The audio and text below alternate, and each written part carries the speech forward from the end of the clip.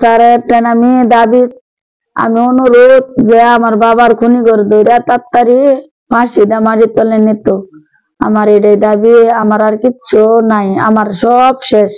আমি ভার্সিটির সামনে আইতেছি, ভার্সিটির সামনে যতক্ষণ বিচার না অতক্ষণই না আমি বিরা মরাম।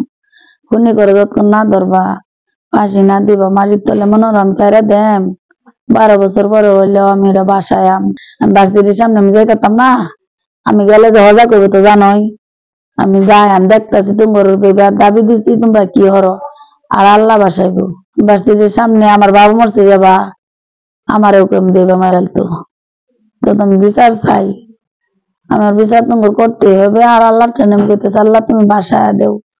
আর তোমরা চেষ্টা করো খুনের দইরা ফাঁসি দিবা, শাস্তি দিবা, মাটির তলে নিবা।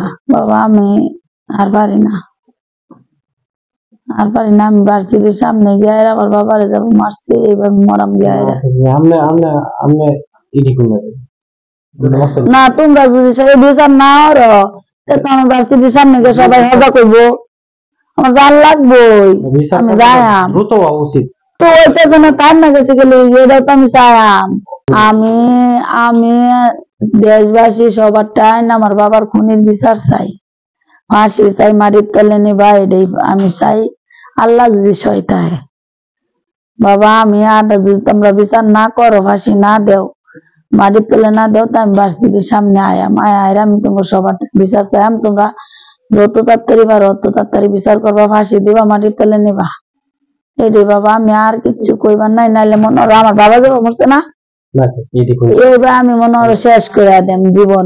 থাম না যাইবো, কি বা থাম না যাইবো, থামাইবার দিতেছি না তো, দেখতেছি তোমার বিচার কি আছে, আল্লাহ কি বিচার করে, আল্লাহ কি না পারে জানো।